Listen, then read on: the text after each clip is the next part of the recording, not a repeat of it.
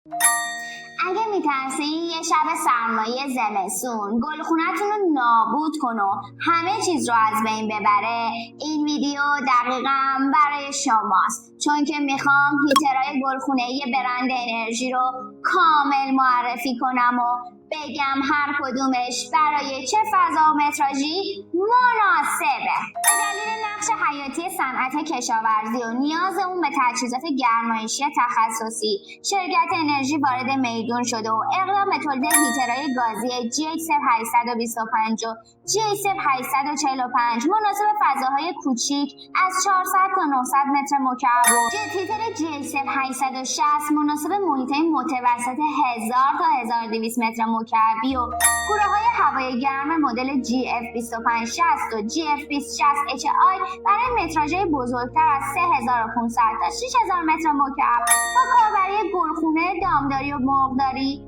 کرده. هیترهای گازی فنار محفظ احتراق بسته از نوع تکفاز و کوره‌های هوایی گرم و جت هیتر انرژی از نوع سه‌فاز هستند که راندمان حرارتشون به طور میانگین بالای 80% و قدرت پرتاب باد هر کدوم هم بسته به مدل و ظرفیت از 6.5 تا 12 متره. چرا هیترهای گلخونه‌ای برند انرژی؟ طبق استانداردهای جهانی، سیستم‌های گرمایشی گلخانه‌ای باید 3 شرط ایمنی کامل، بازده حرارتی بالا و کاهش آلاینده‌های زیست محیطی رو داشته باشند. برای همینه که برند انرژی توی ایران معروف شده. کدوم یک از محصولات شرکت انرژی مناسب گلخونه‌ها هستن؟ هیتر گازی محفظ احتراق بسته GH825 و GH845، جت هیتر انرژی GH860، گروه‌های هوایی گرم صنعتی GF2560 و GF2060HI که هر کدوم مزایای خودشونو دارن و به منظور استفاده تو گلخونه‌ها، مرغداری‌ها و دامداری‌ها طراحی و به بازار عرضه شدن.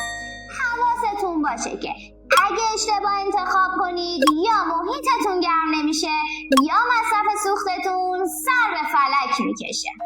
هیترهای گازی فنار مناسب گلخونه‌های کوچیک. اگه گلخونه‌تون کوچیکه، دو مدل GH825 و GH845 تو دو ظرفیت 25 و 48 هزار کیلوکالری در ساعت با پرتاب باد 6.5 تا 9 متر بهترین گزینه‌های اقتصادی برای متراژی از 400 تا 700 متر مکعب هستن. این هیترها بدنه و گردشون ضد رطوبت و بدون دردسر تو محیط‌های خیلی مرطوب به جز استخرم کار میکنن. به خاطر مبدل آلومینایز استیل و مشعل انشاء هم کم مصرفن، هم دوامشون بالاست. گازهای اضافی رو هم کامل با اگزاست فن خارج میکنن و حسگر فشار همیشه حواسش به دود کشه. حسگر حد دما هم نمیذاره دستگاه داغ کنه و سیستم جرقه زن اتومات هم سریع روشنش میکنه. فن کم صدا، گرمایش یک نواخت، پرتاب باد خوب و امکان گرفتن هوای احتراق از بیرون با دودکش دوجه دارم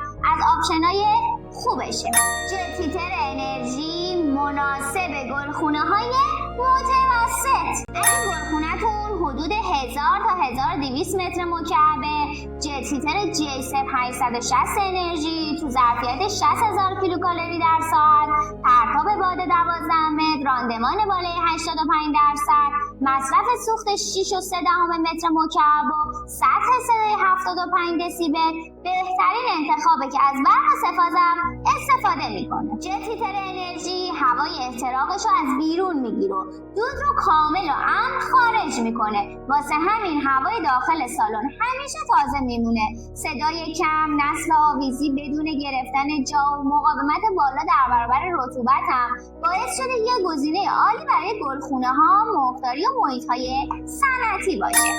کوره‌های هوای گرم انرژی مناسب گلخونه‌های صنعتی و بزرگ. انرژی برای سالن‌های 3500 تا 6000 متر مکعبی دو مدل GF2060HI و GF2560 رو با ظرفیت‌های حرارتی 200 و 250 هزار کیلوکالری در ساعت داره. این مدل‌ها با بدنه گالوانیزه‌ای مقاوم در برابر رطوبت و ساختار دوجه‌داره عایق‌دار و پرتاب باد 10 تا 12 متر واقعی واقعی مناسب مرغداری‌ها، گلخونه‌های صنعتی، سالن قارچ و دامداری‌ها با شرایط سخت ساخته شدن و حتی چرخدارم هستن برای جابجایی سریع.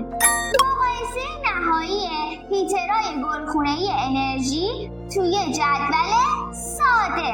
مشخصات فنی سیستم‌های گرمایشی تخصصی گلخونه‌ای برند انرژی تو 3 نوع هیتر گازی محفظه احتراق بسته، جت هیتر و کوره هوای گرم رو تو این جدول میتونید با هم مقایسه کنید. حالا سوال اینه که گارانتی هیترهای گلخونه‌ای انرژی چند ماهه؟ تمام مدل‌های معرفی شده با 24 ماه گارانتی رسمی به بازار ارائه میشن که فقط توسط نمایندگی مجاز فعال میشه.